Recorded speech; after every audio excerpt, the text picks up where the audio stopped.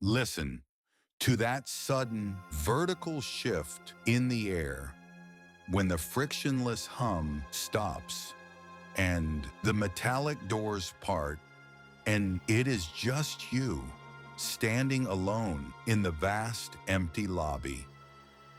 Think back to your interactions today.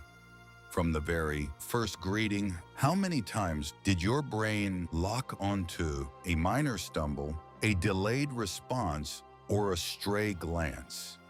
Why does the mind refuse to clock out when the sun goes down, choosing instead to transform a casual daytime remark into a midnight courtroom trial? You dissect the inflection of a colleague's voice. You obsess over a joke that didn't quite land. You rewrite whole paragraphs of dialogue, searching for the brilliant response you forgot to say in the moment.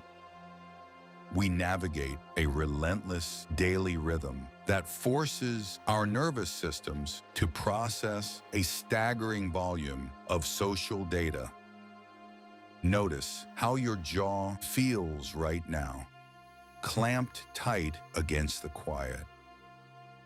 In psychological terms, this midnight loop is governed by the default mode network, our brain's automatic background processor that activates the moment external tasks cease because the daytime is too crowded for deep introspection. Your mind saves all its administrative cleanup for the dead of night, hunting for safety by overanalyzing past exchanges. Yet, torturing yourself with retroactive perfection changes nothing. Every time you re-prosecute yesterday's conversations in the dark, you steal the strength meant for tomorrow.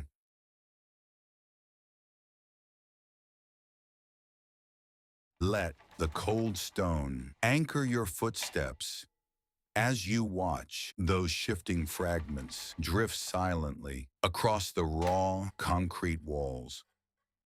Why do we grant our past words such terrifying authority over our inner peace?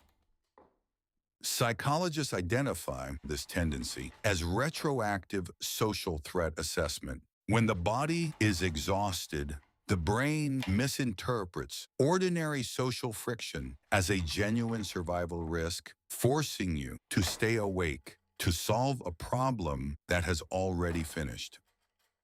The cruel irony of nocturnal rumination is clear. The more frantically you try to rewrite the past in the dark, the more threatening the memory becomes. Words spoken hours ago are written in sand, yet you treat them as if they were carved in stone. Your brain mistakes overthinking for problem solving, but true clarity never arrives at 3 in the morning. Fatigue simply dresses up as wisdom and convinces you that every minor flaw is fatal.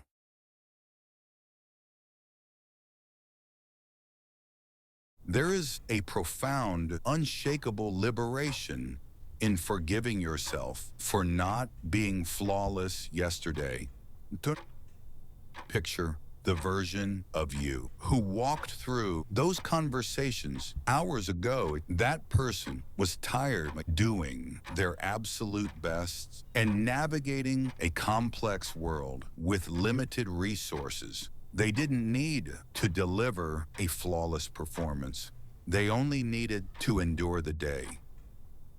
This is the art of cognitive closure. It is the conscious choice to close the mental tabs running endlessly in the background of your consciousness. You look at the mental replay, acknowledge the discomfort, and gently turn off the projector. Observe the quiet sky turning silver above the horizon.